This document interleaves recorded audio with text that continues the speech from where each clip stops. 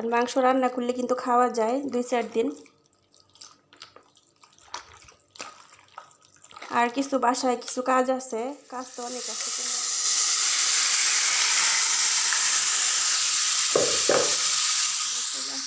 দেখি কি রান্না করা যায়, ভাল লাগতেছে না। কি রান্না করবো, কি মাছ খাইছি, 2 দিন মাছ খেলাম আলহামদুলিল্লাহ। তো এখন মাংস রান্না করতে চাইতেছি। এটা হয়েছে, হ্যাঁ এখানে একটা টুকরা আছে।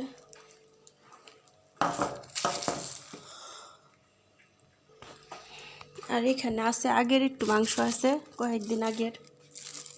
এই দুইটা একসাথে রান্না করি, কারণ প্রতিদিন রান্না করতে ভাল লাগে না। একটু মাংস রান্না করলে ঝোল টোল দিয়েও খাওয়া যায় 2-1 দিন।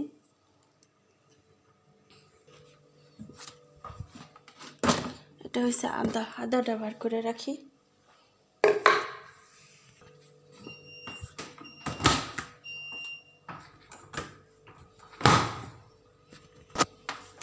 আর একটু রান্না করব হচ্ছে করলা ভাজি। তো করলা ভাজি করবো না চিন্তা করতেছি। একটা ভাজি করি, বেশি না।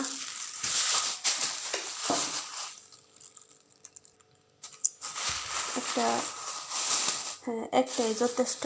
একটা ভাজি করি আলু দিয়া, আর এই 2টা থাক,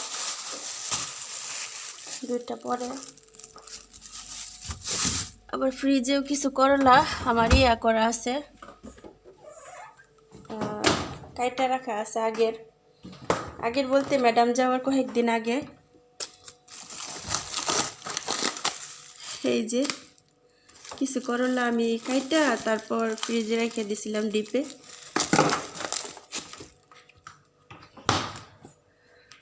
তো এখন এগুলি ভিজাইয়া দেখি মাংসটা কতক্ষণে ভিজায়।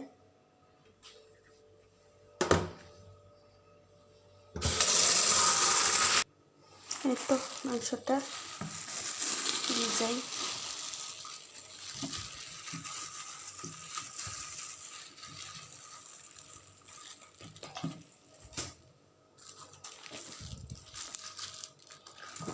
দুইটাই কিন্তু গরুর মাংস। একদিন কি করছিলাম, একদিনকার এই অল্প একটু মাংস আসছিল, ঠিক এরকম একটু মাংস আসছিল অল্প। তা আমি কি করছি, সেই মাংসটা আর একটু খাসির মাংস আসছিল, 2টা একসাথে করে রান্না করছিলাম। বিশ্বাস করেন 2টা একসাথে রান্না করার পর এমন একটা মজা হয়েছে, মানে নর্মাল যে মাংসটা রান্না করি এটা এরকম মজা হয় না।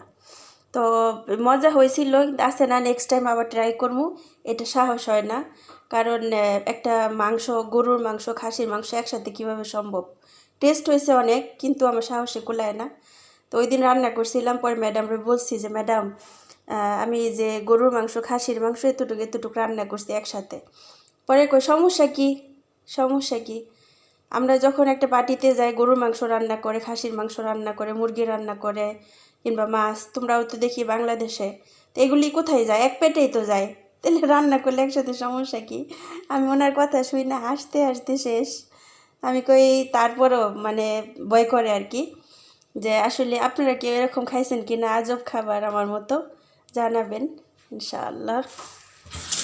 তো এগুলো ভিজুক, দেখি আমি কি করি।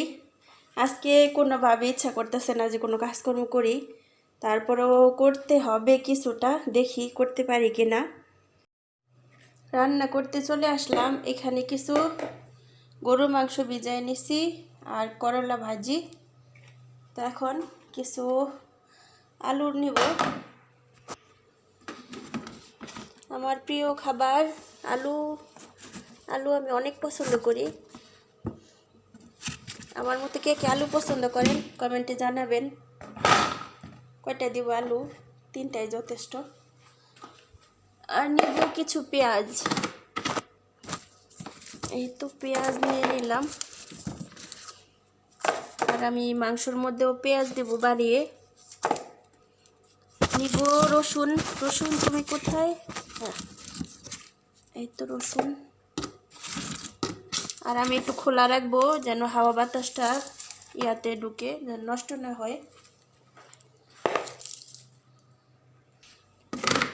আটাটার মধ্যে ময়লা পড়লো নাকি না, আটাগুলো ডাইকে রাখি ভালো করে। তো এই যে সব কিছু এখন রেডি করব, সাথেই থাকুন। ধরনের মশলা দিয়ে তারপর আমি মাংসটাকে মাখাচ্ছি। একদম পেঁয়াজ বেটে দিছি, দেখেন বাটা পেঁয়াজ, আর পেঁয়াজ কেটে দিছি হচ্ছে অর্ধেক, যেহেতু সময় আছে হাতে আলহামদুলিল্লাহ। তো একটু ভালো করে রান্না করার চেষ্টা করতেছি। তো এটা ভালো করে মিক্স করে আমি প্রায় আধা ঘন্টার মতো রেস্টে রেখে দিব, তারপর রান্না করব ইনশাআল্লাহ। তো আমি প্রায় 1 কেজির মতো মাংস নিছি, আর মাংস রান্না করলে কিন্তু খাওয়া যায় 2-4 দিন। আর কিছু বাসায় কিছু কাজ আছে, কাজ তো অনেক আছে, করলে অনেক কাজ, তো কিছু কাজ আছে রান্নাবাড়ি করার মতো মন মানসিকতা থাকবে না জানি, তার জন্য আরও বেশি করে মাংসটাই রান্না করতেছি।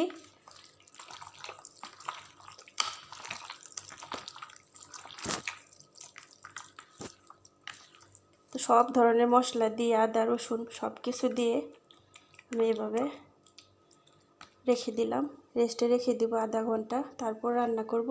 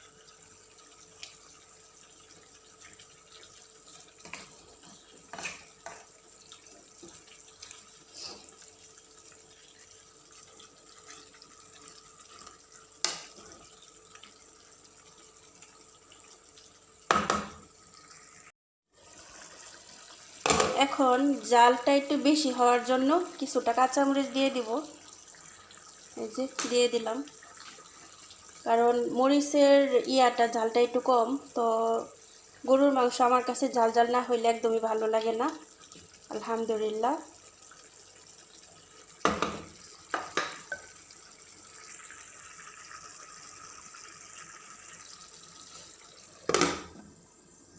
এখানে আমার মাংস রান্নাটা কমপ্লিট হয়ে গেল।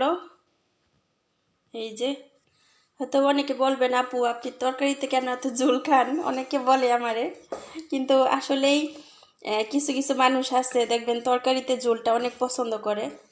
আর আলু তো আমার ফেভারিট একটি জিনিস, অনেক ভালো লাগে যে কোনো তরকারিতে, ভাজি টাজি বাদে যে কোনো তরকারি না, বেশিরভাগ তরকারিতে আমি এই আলুটা খাই। আর আমার তরকারিটা কেমন হলো দেখতে অবশ্যই কমেন্টে জানাবেন।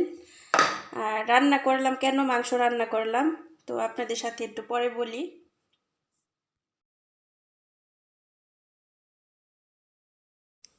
আলহামদুলিল্লাহি রবিল আলামিন, আলহামদুলিল্লাহ অনেক দিন পর একটু মনের মতো রান্না করলাম, সত্যি অনেক ভালো লাগতেছিল। যে আছে না যে রান্নাবাড়ির একটা আছে যে ঝটপট রান্না করলাম, একদম মনের মতো রান্না করলাম। আলহামদুলিল্লাহ রবিল আলামিন, আল্লাহর কাছে লাখ লাখ কোটি কোটি শুকরিয়া যে আল্লাহ এই সময়টুকু দিছে, জানি না পরবর্তীতে কি কেমন হয়, বাট এখন আলহামদুলিল্লাহ বর্তমানে কি অবস্থা সেটা দেখাই উচিত। তো সবাই আমার জন্য দোয়া করবেন, আমিও আপনাদের জন্য দোয়া করি। আলহামদুলিল্লাহ রব্বিল আলামিন, সবার জন্য অনেক দোয়া শুভকামনা রইল। সবাই ভালো থাকবেন, সুস্থ থাকবেন। আল্লাহ হাফেজ, আসসালামু আলাইকুম।